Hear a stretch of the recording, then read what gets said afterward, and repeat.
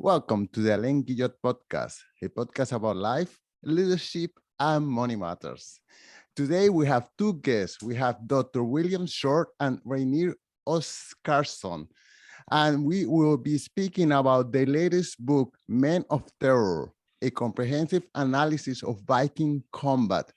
I cannot wait until we get into this topic. All I know about the Vikings is what I've seen in the movies, and I went to Iceland not too long ago, and I saw all kind of information about it. But I'm mistrustful because I think some of that information was geared towards the tourist ideology or image that tourists have of the Vikings. So here we have both two experts that are going to tell us what's the real image of the Vikings and their fighting and their terror and their adventures that they had all over the world. So maybe Dr. Short, can you tell us a little bit about yourself and how is it that you got involved into the story of the Viking culture? Okay, Alan, I'd be happy to do that, but maybe I could turn it upside down. I would like to introduce Reynir, and then Reynir introduce me, because I think we'll be a little more honest about each other that way. Perfect. I met Reynir when I was, after my first book was published, also about Viking weapons and combat. And I was giving a book lecture in Iceland, and Reynir was in the audience. And he says he talked to me after the presentation. I don't remember it. What I do remember is he sent me an email a few days later saying, "You're wrong. What was in the talk was wrong. What's in the book is wrong." And that started a very close collaboration and friendship that has endured for many years. So that's what we are here for, to get the right version. So go ahead, Reynir, tell us the right version. Yeah, it's a strange tale. He's a twisted man. So a long time ago, he was a scientist, a doctor of science from MIT. Then he started working for Bose. Then something really broke in his brain. Really just being a successful scientist and going from Vikings. I have no idea what happened, what kind of brain damage has to be done there. And I met him about 10 years ago, and it was clear that he knew his stuff. But there was something a little bit off about how he was testing it out. So, I just asked him a few questions. And just so you know, Alan, you really never ask people who are talking about subjects like Vikings or fighting or something really testosterone filled if they're wrong. But William was just okay with it. He was just, let's see what is wrong. Okay, can we start by someone giving us the definition of what is a Viking and what geographical area did they cover and from what period to what period they existed? I'll give it a try. Many English speakers use the word Vikings in a controversial way. We tend to use it to mean any of the people in Northern Europe, so primarily Scandinavia, which was their homelands, and in the early medieval period, so about 1,000 years ago. But the Viking people themselves reserved that word for a very specific meaning. And I am pretty sure we'll get to talk more about that in the presentation, but they used it only for people who were duelers or raiders. No. Well, just the concept that we do not see ourselves as Vikings. We're not modern Vikings, whatever that term means. We're not cool enough. And we're not Vikings today. I mean, I like pizza, I like video games. I really like my smartphone. So there's no Viking in me. And this word has changed so much throughout the ages. And today we use it in this generic word way that all these people, the Norse people at that time, but they used it a little bit differently, like William said. How about the geographic area and the time period in which that we idolize this group of raiders to have existed and dominated part of Europe? So it was Northern Europe. They came out of their homelands, out of Scandinavia, Norway, Denmark, Sweden, and it was about 1,000 years ago. So the time period is roughly 800 to roughly 1100, but there's no sharp start and no sharp end. And they traveled because one of their technological marvels of the Viking Age was the Viking ship that allowed them to go to many places for trading, for raiding, for exploration. And they traveled all throughout Europe, even into Asia and certainly into North America. So they traveled widely. Do you know why their shipbuilding techniques were superior or so much advanced other than their peers? Yes, I can't tell you how they came to develop that technology, but there were a couple of advantages. First of all, their ships were very maneuverable. They could sail close to the wind, so they could go places that other ships couldn't go. Also, they had very shallow drafts. Like a warship only needed, 18 inches, like a little over 40 centimeters of water to float in. So they could sail in places that other ships simply could not sail. And they did not need a pier or a dock to land. All they needed was a sandy beach. They just sailed up onto the beach, and that's all they needed. So they had capabilities that other ships at that time did not have. And okay, so in what we know today as the Hollywood version of a Viking, we know about these warriors who are fearless and who go and invade lands farther from their from where they are. But to what do you attribute this desire to conquer and to explore and to raid and to pirate other lands? I mean, they had such a nice piece of ocean where they could be amazing fishermen, which is what Iceland economy was for a long time. And why, instead of becoming amazing fishermen, they got this reputation for raiding and exploring? Reiner? I would give it a try. And this is an oversimplification because there are many factors involved in it. So our focus is violence, and it's clearly violence-based. And I will give you a really long answer. I'm sorry, Alan. So to understand people, to understand the combat, we need to understand their mindset, because mindset dictates how you fight. And the mindset of violence was had a big influence on the society as a whole. And there we have concepts like orðstír, or being a drengur, and these mean orðstír is in essence the eternal life. It means what people say about you after you die. So what happens after death, we have no idea. But if people are still talking about you, then you are still alive, according to this idea of orðstír. And you don't get much orðstír being a fisherman, really. Okay, then in that case, can you tell us a little bit about their religions and their belief? I mean, we know that at one moment they became Christian, but before that, there is a lot of Islamic mythology, and we know here in North America they had different gods and beliefs. So can you share some of those beliefs, other than you are alive as long as people remember you? William? Okay, I'll give it a try. You ask a really good question, Alan, but it's a little complicated. So rather than talking about religious beliefs, which we don't really know that much, I'd like to talk about something maybe a little more fundamental, which is their mindset. What was it that drove their behavior? What were they seeking in their daily life? And a concept that is key to their mindset is drengur. And we see that in their rune stones and in their literary sources and all that. And it's often translated as honor. But one thing that was really important for our research was to really go into it deeply, to combine all the sources we could possibly find and try to figure out what drengur mean. And drengur is a man that you can trust, a person you can trust. And it was the ideal in the Viking Age. It's what all Viking men and women aspire to be called a drengur. Someone that you could trust to the bitter end, someone that you wanted near you all the time, someone to stand by your side in a battle, someone who would fight to the death with you, someone you could trust to tell you about a plot against you, and so on. And the goal of a drengur was to achieve orðstír, this thing that we are talking about. This literal translation is word glory, that people talk about you, think about you, speak your name, even after you're dead.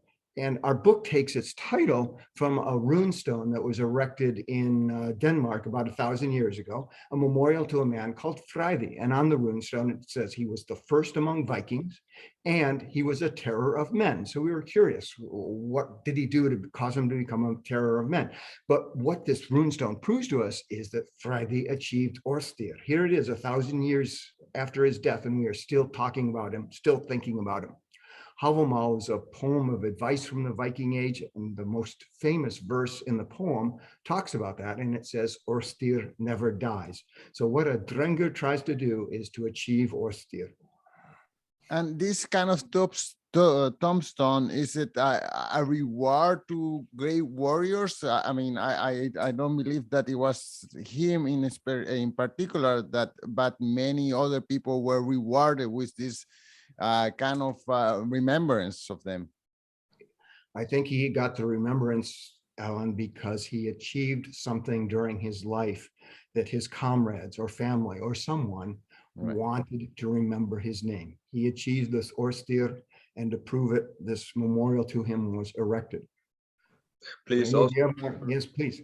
Please also remember that, for example, in Iceland, we have really few of these stones, nearly none. So in our culture, it was continued through poetry. So they had nothing to write on as such. So they did everything with poetry. And later on in Icelandic folklore, and even at that time, poetry was more than just beautiful words. They had power. They could summon ghosts or kill ghosts or do magic. So the poets were of the highest order. And there's a lot of mythology surrounding the poetry and how important that is. But one theory is that it's because of Orstir. People can remember your name for a long time. Okay, well, so once again, the image that we people in America have of Vikings are these warriors, but you are talking about poetry, and we spoke about shipbuilding. So there is other culture in addition to fearsome men wielding swords and killing people. So there is a culture. There is people making their village function. There, I guess, there are people who make swords. And they have technological advances as well as in the sword making. I wonder if you could give us a bigger picture of the regular day-to-day life of one of these Icelandic persons. If I may, before you start, William, so this is the sort of point. The technological marvels of that time was the ship and the sword. So there's a culture behind it, but these were the highest ideas. So we're not discounting that they lived a normal life and they were all war crazed, but this had importance. William, back to you. Okay. And poetry. Poetry, yeah. So let me make sure I understand, Alan. What did Vikings do every day? Well, theirs was clearly an agricultural society. So every day people were involved in growing, finding, hunting, gathering food. And that was the number one job, and also shelter, clothing, and so on, the necessities of day-to-day life. In addition, it seems like many Vikings were traders, so they traveled to do trade. And some Vikings were also raiders and duelers, what caused them to become Vikings.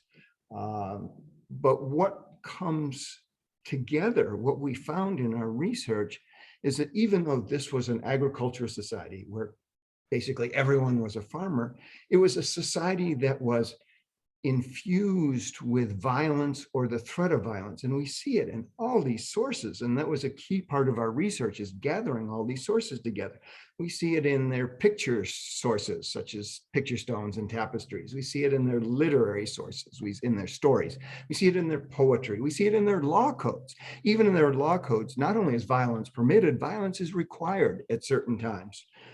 For instance, the Icelandic law code says that to participate in certain kind of legal cases in the courts, you have to be able to deal out death. You have to show that you're capable of wielding a weapon. We see it even in place names, personal names, all related to violence. We see it in so many places. Reiner, maybe you can add some that I've forgotten. Yeah, it's both. So how we do this research is a little bit unique because we look for the same image in every source. So we take archaeology, we take literary sources, take runestones, and they all have to show the same picture. And we take also foreign sources. So what did other cultures say about Vikings? And they have to show the same image. And yes, these were just humans.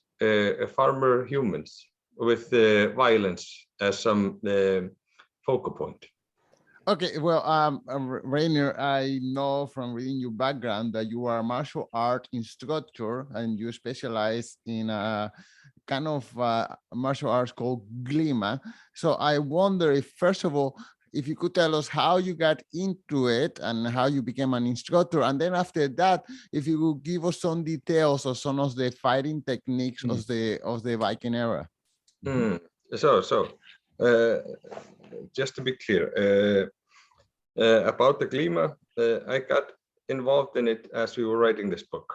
I, like every other Icelander, had experienced it and seen it and known about it, but never studied it in any detail. So when we started writing this book, we wanted to go to the highest authorities with everything.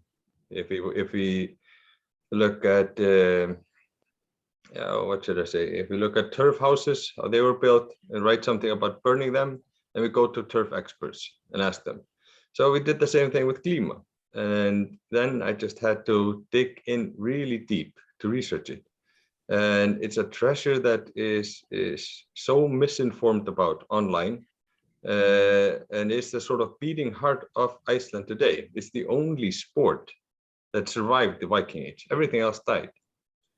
So everything else had to be reinvented, but Glima continued.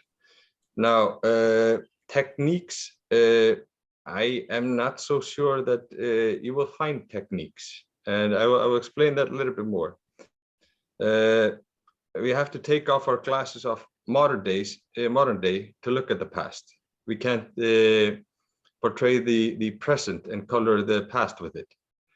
So today we see techniques in everything, but I am not so sure that the Vikings had techniques. I think they had movement. So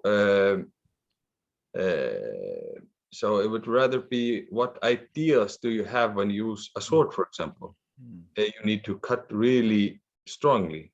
And I'll go to another route just for a second.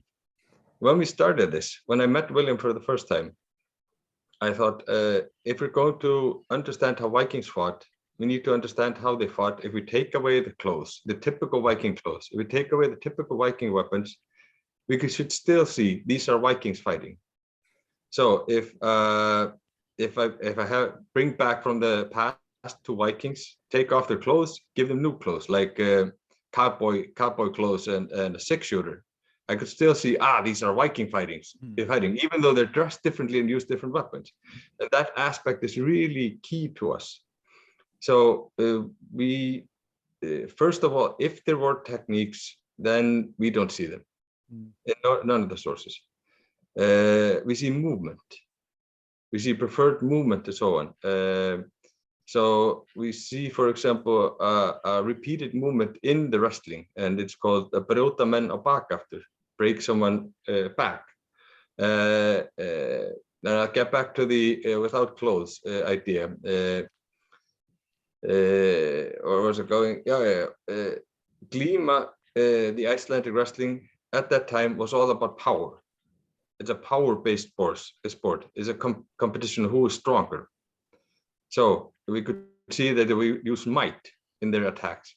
And that goes also with Orðstír, because a weak attack, nobody will talk about that, even though you kill him. But a really big, beautiful attack that cleaves him in two or cuts his head off, people will talk about that. And then he did this. And then there is the aspect of the king of weapons, king of Viking weapons. And I will ask you, Ellen, what do you think it is? The axe. Yes, but for example, the iconic axe of the Vikings. Everybody knows Vikings and axe, or maybe the most beautiful sword, the highest technology, or maybe the weapon of Odin, the spear. But our research shows that it was the stone. The stone. A simple stone to throw. This is shown in so many sources that they ran. Oh no, there's an attack coming. We need to run where there are stones so we can fight. On ships, they brought on stones on board the ship before a battle.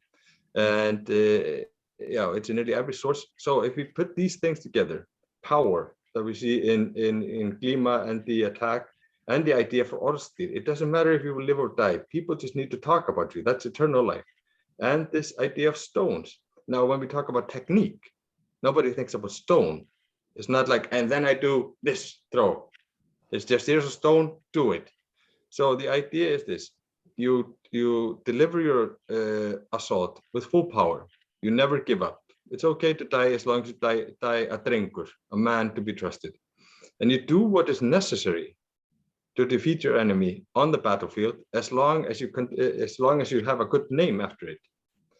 So that means stones. That means improvisational skills, adaptability. And this is what we're looking for, not the strict, like, this is how it is, because there is no rule book for it. Amazing. Amazing. Wow. Okay, so the most common weapon or the most efficient or whatever is the stone, but they have, of course, a whole array of weapons. They have shields, they have bows, they have axes. I wonder if you could tell us some of the other tools of the trade. I'll be happy to try.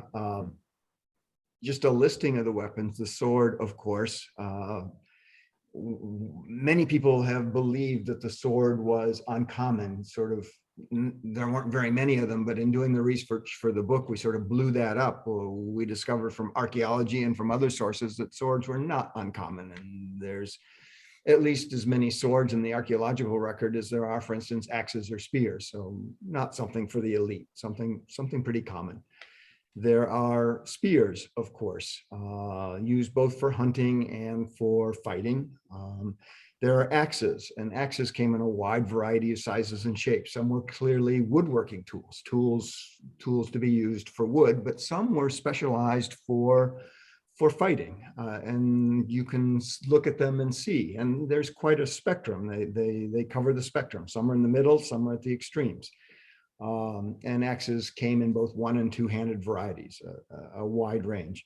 There's a sax, which is a short sword, a single-edged short sword, which seems to have been on its way out in the Viking Age. They're much more common before the Viking Age. And of course, bow and arrow. One really interesting thing that came out of our research in doing the book was, the bows and the arrows we sort of understand from archaeology. There's not a lot of examples, but there's some. So we get an idea of what they looked like and what their capabilities were, but how were they shot?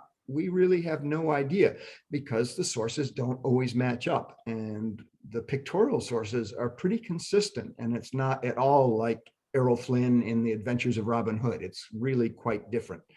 And testing that, trying it out, it seems like it works extremely well. This very quick, high accuracy shooting, which is relatively down low to the body. So that's something we researched and wrote about in the book. And then for defenses, there's a lot of specialty weapons. So for instance, there's a number of weapons that are specialized for naval combat that we don't really know exactly how they differed from other weapons. Ætgeir, Snarespjot, Kesja, are some that are mentioned. And these seem to be all throwing weapons that you use to throw to the other ship to try to clear a space on the deck before you boarded to fight. And then for defensives, you have an iron helmet, a pretty simple bowl over the head, a wooden shield, a large round wooden shield, and then a mail shirt. In that period of reconnaissance of the Viking culture, they were known not only for being fearsome fighters, but also their navigation skills. They were very popular. They circumvented almost all Europe, and they went many places. Can you tell us more or less the whole geographical area that they cover at one time or another? Yes, I'll try to do that, Alan. Their homelands were Scandinavia, so Denmark, Norway, Sweden. They traveled throughout the Baltic Sea into Russia to the east, what is now Russia in the east, and then southward as far south as what is now Constantinople, where they hooked up with traders in that area. So they were all throughout Eastern Europe, even into Asia. There's some evidence that they went into Asia. There's certainly Asian trade goods that made their way back to the Scandinavian homelands. And then, of course, they went westward to the British Isles and all throughout continental Europe, what is now France, The Franks wrote quite a bit about the Viking incursions. The Vikings really surprised them because their ships were so shallow draft that they could sail far up rivers into France, where the Franks never expected invaders to show up. They touched on Portugal and Spain, what is now Portugal and Spain, and the Moors living there talked about the Viking incursions into their lands. And they really admired the Vikings for their bravery, and they wrote about that. They hated them for the incursions, but they admired them for their bravery and their fighting skills. They went throughout the Mediterranean, so they probably touched on Africa and again into the Near East. They traveled westward across the North Atlantic, settling the Orkneys, the Faroes, Iceland, Greenland, and then trying to settle here in North America. Newfoundland. Good. Yeah, exactly. Once Meadows. The evidence there is hard to ignore that they visited there. The literary sources say they tried to settle there. They came there with several ships, with families, with farm tools, with livestock, and it simply wasn't a success. The Native Americans were put so much pressure on them that the Nordic people, the Icelanders and Greenlanders, said, this is not profitable. We can't make a profit living here. So they packed everything on board the ship and sailed back home. But we also know they continued coming to North America probably for centuries. Wow. Okay, so they explore all this geographic area. They mix with all kind of people from different races. And here in North America, when we think of Icelandic people or Scandinavians, we see of this, we get this picture of white men, blonde hair and clear eyes. And even our previous president says, why don't we get more Scandinavians here instead of people from shithole countries? But the Scandinavians, the Vikings themselves, they were not afraid to mix with women from other races. They didn't mind putting some spice in their meals, as you may say. So I wonder if you could tell about the intermixing with other cultures and how at least they were having this mixing. I'll try to answer that, Alan. It is pretty clear that when Vikings came to an area, they often settled, and rather than being distinct, they clearly intermarried. We see that in the British Isles. We see that in Ireland. We see that even in Iceland, for instance, because many of the settlers of Icelanders were Norwegians who were dissatisfied with the politics in Norway, according to the literary sources, and decided to travel to this newly discovered land of Iceland. And many of them stopped in Ireland, sometimes for just a few years, sometimes for several generations. And so when we look at the genealogical picture of the Icelanders, we see quite a bit of Irish content. So yes, these were people who, when they moved to a place, intermarried and intermingled with the population that was already there. Yeah, I will just add to that.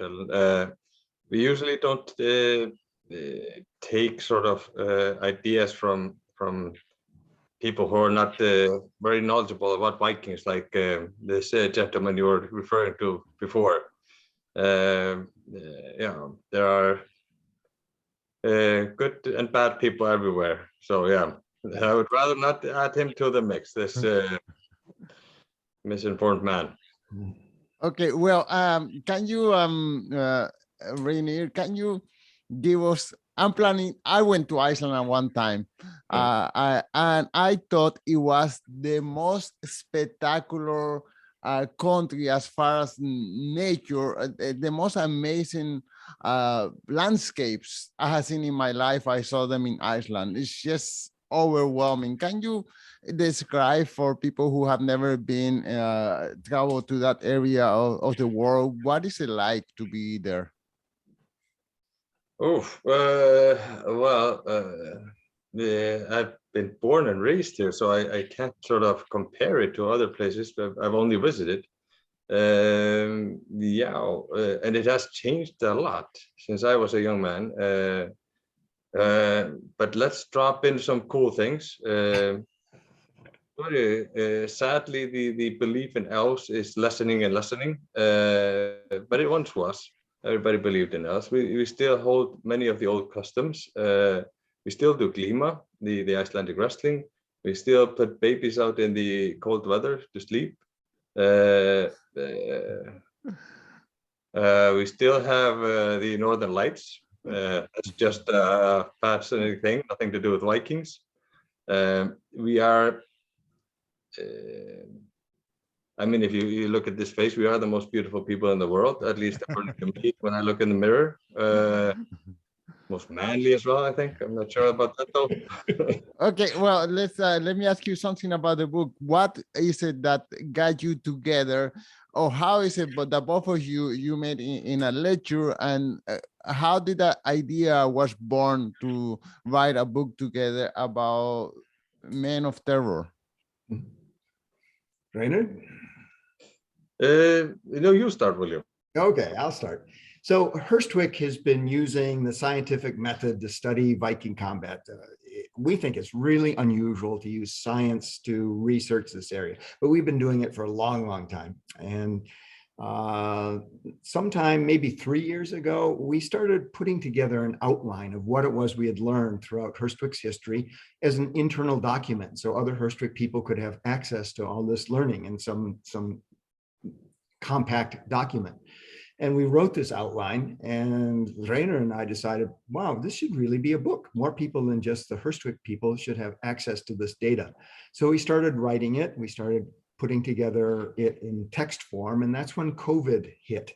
And this was a perfect COVID project, just to focus our energies on writing our book to explain what it is we had been doing at Herstwick, our approach to research, and what it was we found. You want to add to that? So we use a really unique method for studying history. We call it, we pressure test things. So we test something, we read something or see something or find something in archaeology, and we test it. Does this work or not, according to how it is described? And then we do a different test based on that. For example, I will give you, for swords, how did Vikings use a sword? Well, first of all, we have to check archaeology. What did the swords say? How did they look like? How did they feel? Then we check the literary sources. Well, how did they use them? How did they say that? Then we tested sharp weapons on different material. And sadly, we had to do it on a pig carcass. That was the best material, not ballistic gel, not tatami mats, but meat, flesh and meat. And then we had to test it in force-on-force situation, where one person is trying to hit another person doesn't want him to hit him. And then we have to add it all together and say, what do these all sources agree upon? And then we do computer analysis as well, models of the sword, and it's a lengthy process just to say, I think they did this. Okay, and how is it that I see different chapters in the book? One devoted to spears, another one to shields, to armor. So can you tell us more or less how is it that you organize the book? Yes, the beginning chapters try to outline our approach to research, how it is we do our work, the scientific method, the layered sources that Reiner was talking about. You know, we need to layer one source on top of another, like archaeology on top of pictorial sources, on top of literary sources, and so on. That is so key. Everything must point to the same direction. If something points in the wrong direction, we have to figure out what's wrong. Why doesn't it match up? Because what we're looking for is the common thread that runs throughout. We're looking for the common thread.